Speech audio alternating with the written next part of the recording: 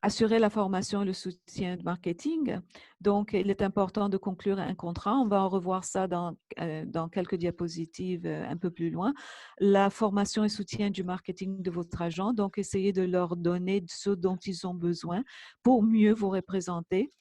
Vos agents bénéficieront ainsi d'une meilleure connaissance des atouts de votre établissement d'enseignement, surtout si vous offrez quelque chose qui est peut-être un petit peu différente d'une autre école, d'un autre collège, d'un autre cégep. Donc ça, c'est important que vous mettiez vos agents à la page de vos derniers programmes et surtout de vos processus d'admission.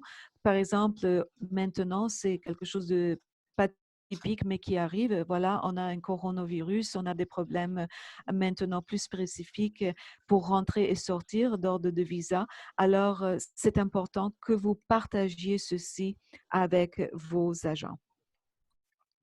Établir des partenariats durables et à long terme, ça va sans dire.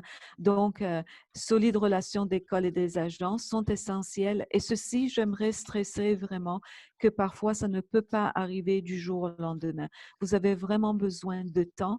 Donc, si vous rencontrez des agents, peut-être il faudra 6 mois à 9 mois et parfois au-delà d'avoir des relations vraiment durables. Parfois, l'agent va vous envoyer un élève pour voir pour l'expérience. Il va recevoir aussi du feedback de l'élève s'il est content de l'école. Alors, parfois, il ne faut pas se soucier de cela. Il faut simplement aller de l'avant, faire du mieux qu'on peut et les élèves vont arriver. Alors, parfois, c'est l'agent lui-même qui va attendre pour vous envoyer juste un petit nombre d'élèves pour commencer à vous connaître tout au long de l'année avec l'élève et c'est l'élève qui va vous recommander le plus. Alors, une chose qu'il faudrait faire, c'est vraiment se concentrer sur la simplicité. Vous allez avoir des contrats, ça c'est sûr, mais le contrat doit être vraiment simple. Il ne peut pas être très long parce que le plus long qu'il y a, plus il y a un jargon aussi d'avocats et ça va donner des problèmes avec des agents quand ils vont se retrouver à 3 ou 4 pages d'un contrat. Pour eux, c'est vraiment très onéreux. Alors, n'oubliez pas la langue aussi qui peut être un problème. Alors, faites simple. Alors, faites un contrat qui a les points les plus saillants, les plus importants, mais qu'il soit plus clair et pour vous et pour l'agent. Concentrez-vous sur les agents qui conviennent le mieux à votre établissement. Donc, l'important, ce n'est pas la quantité de contrats que vous allez signer, mais c'est plutôt la qualité des contrats et la qualité des agents qui répondent le mieux à vos besoins. Alors, comment conclure un contrat avec un agent? Assurez-vous d'établir un accord écrit, compris et validé par les deux parties. Alors, si vous donnez un contrat à un agent sans que cet agent le signe, vraiment, c'est pas un bon accord. Donc, c'est un accord qui veut dire que vous voulez bien travailler avec cet agent, mais ça ne donne pas l'emphase sur l'engagement de l'agent vis-à-vis de vous. Alors, assurez-vous que quand vous avez un contrat, que les deux parties soient bien en douce et bonne forme, signées avec votre titre et aussi le titre et le nom de l'agent qui va représenter la compagnie. Le nom de la compagnie doit être aussi là parce que ce qui peut arriver, c'est que l'agent peut partir, il peut quitter la compagnie pour laquelle il travaille, mais votre contrat est toujours valable parce que c'est le nom de l'agence et ce n'est pas uniquement le nom de la personne. Dans le contrat, aussi, il faut définir le rôle et les responsabilités de chacun, passer en revue le plan opérationnel. Alors, qu'est-ce que ça veut dire travailler avec l'agent? Comment il va vous représenter? Est-ce qu'il va faire du marketing pour vous? Qu'est-ce que cela veut dire? Comment il va le faire? Est-ce que c'est par télévision? Est-ce que ça va être dans les journaux? Est-ce que ça va être par multimédia, combien de temps ça va durer. Donc, il faut que vous vous renseigniez et un bon agent va avoir un document qui est prêt à vous donner, qui répond à toutes ces questions. Mais s'il y a quelque chose plus spécifique que vous voulez adresser, ça, c'est le temps de l'adresser avant de signer un contrat. Alors, établir des indicateurs de rendement clés. Par exemple, ça veut dire que, par exemple, l'agent va s'engager à vous envoyer 1 ou 2 élèves avant 6 mois, par exemple. Bien sûr, il faut tenir compte qu'il faut que ça soit faisable. Établir des indicateurs de rendement clés. Alors, si vous avez un contrat, par exemple, limité, assurer que vous mettez en valeur certains modèles, c'est-à-dire après 6 mois ou après 3 mois, qui est peut-être des clients potentiels. Euh, euh, Après 6 mois, c'est autre chose. Après 1 an, c'est autre chose. Alors, il faut vraiment que ça soit clair. Modalités de paiement. Alors ça, c'est les modalités de paiement non seulement pour vous, mais aussi pour les élèves. Alors, il faut que vous vous assuriez que ça soit clair dans le contrat, comment vous allez payer l'agent, mais aussi comment l'agent va vous envoyer l'argent de paiement des élèves, si ça, c'est un modèle. La plupart des instituts ont comme modèle que l'élève et la famille de l'élève va envoyer directement les fonds à l'établissement. L'exclusivité, ça c'est quelque chose qui arrive, qui est demandé souvent. Alors, je vous mets en garde à propos de donner l'exclusivité à un agent, surtout si vous ne le connaissez pas bien, évitez de le faire. On va vous le proposer parfois, mais si vous ne le connaissez pas bien, essayez de ne pas le faire. Ce n'est pas une bonne façon de travailler avec un agent, surtout quand vous ne le connaissez pas. Consigne et la résolution de différends, ça c'est important parce que des différends peuvent vraiment avoir lieu. Que ce soit un élève qui au bout de 2 semaines veut quitter et rentrer chez soi ou bien une question de paiement qui n'a pas été réglée. Vous avez accepté la moitié du paiement d'un élève, mais l'élève est déjà chez vous et puis le paiement n'a pas fait de suivi. Donc, toutes sortes de résolutions et de problèmes possibles, il vaudrait mieux le mettre dans un contrat, quitte à ce que ça soit très simple en disant qu'il y aura une résolution de différends qui va se faire de façon verbale ou en communication par courriel ou autre, et que s'il n'y a pas de résolution de problème, que vous avez le droit, comme institution, de choisir la décision qui vous convient le mieux. Alors ça, parfois, c'est important de le mettre. Et aussi, la durée du contrat. Alors, la durée du contrat, une moyenne, c'est à peu près 3 ans.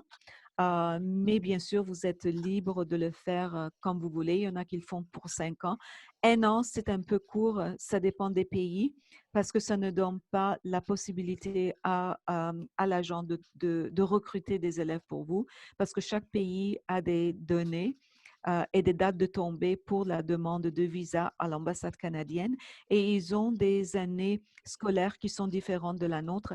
Alors, comme moyenne, d'habitude, on dit 3 ans. Alors, simplicité, on l'aurait déjà vu, accord juridique et exigences administratives compliquées n'assurent en aucun cas de bonne performance. Alors, ne découragez pas un agent de travailler avec vous parce que parfois, c'est très onéreux. Le plus compliqué le contrat est et le plus difficile à suivre. Alors, juste une suggestion, des accords simples et directs comportant des conditions raisonnables et des dispositions de retrait claires constituent bien meilleure base pour une relation fructueuse. Alors, passons maintenant à la rémunération de l'agent, parce que ça tombe beaucoup, c'est des questions que j'entends tout le temps. Alors, je veux vous dire que ça peut varier d'un agent à l'autre. Alors, non seulement ça varie d'un agent à l'autre, mais aussi ça dépend de où vous êtes, dans quelle province vous êtes. Alors, il y a parfois des contraintes provinciales qui vont faire que parfois, on ne peut pas rémunérer un agent de la même façon si on est au Québec que si on est en Colombie-Britannique. Alors, sachez comment vous pouvez rétribuer votre agent parce que ça varie. Alors, le montant de la commission varie selon le type de la durée des cours. Alors, la commission est vraiment un pourcentage des frais, on va le revoir dans la prochaine diapo, qui sont payés par l'élève à votre institution. Alors, c'est cela que c'est une commission, c'est vraiment un pourcentage des frais de scolarité que vous remettez à l'agent. Alors, ceci, c'est sûr que ça va changer si l'élève est avec vous pour l'année ou pour 3 ans, ou bien s'il est là pour un cours de langue de 6 mois, ou bien il est là juste pour une raison culturelle, d'un échange culturel. Alors, certaines universités, certains collèges ne sont pas en mesure d'offrir une commission. Ça, c'est selon les règlements de votre province. Donc, il faut trouver d'autres moyens pour pouvoir travailler avec des élèves, avec des agents. Alors, il existe d'autres types de rémunération pouvant être convenus entre les agents et les établissements d'enseignement. Alors, vous êtes libre de discuter comment vous voulez rémunérer des agents, mais c'est sûr qu'il faut être parfois un peu créatif tout en restant dans les cadres de ce qui est demandé par votre province et par votre gouvernement. Alors ici, ce sont juste des exemples. Alors, je ne veux pas dire que c'est ce qu'il faut faire. Je veux mettre simplement un genre d'exemples qui sont utilisés le plus couramment au Canada. Alors, les agents d'éducation reçoivent un pourcentage à titre de commission de frais de scolarité. Alors, valeur de référence, la moyenne est de 10%. Certains, comme d'autres programmes, comme des programmes de formation, université, peuvent monter à 15 ou à 25% aussi si c'est des cours de langue ou des programmes d'été, par exemple. Il y a des camps d'été, des camps d'hiver. Alors, il y a toutes sortes de différentes façons et ça, il faut que vous vous renseigniez au niveau provincial, quelle est la moyenne et comment le faire. Alors, parfois, si un groupe d'étudiants et vous allez recevoir un grand groupe d'étudiants, ce n'est pas inhabituel, par exemple, d'offrir une place gratuite à un élève, à un membre du personnel d'une école qui va venir comme représentant vous aider ou rester avec les jeunes. Alors, il y a plusieurs façons de le faire et c'est à vous de voir ce qui vous convient le mieux. Alors, par exemple, je peux vous parler de ma propre expérience personnelle. On avait un grand camp d'été et puis qui était là pendant 6 semaines. C'était assez long. Et puis donc, pour chaque 6 élèves qu'on recevait, on avait quelqu'un qui allait accompagner ce groupe et on leur payait leurs frais d'hébergement, par exemple. Donc, ils payaient leurs frais de billets, mais on offrait l'hébergement gratuitement. Alors, il y a plusieurs façons de le faire, donc il faut voir qu'est-ce qui vous convient le mieux. Alors, une autre façon, c'est taux par tête. L'argent reçoit un taux fixe par personne recrutée en tant qu'indemnité. Mais vous pourrez lui aussi offrir un bonus quand un certain nombre d'élèves est atteint. Alors, il ne reçoit pas une commission, mais il reçoit un taux fixe. Alors ça peut être, par exemple, la moyenne en ce moment, c'est 250 $ par élève.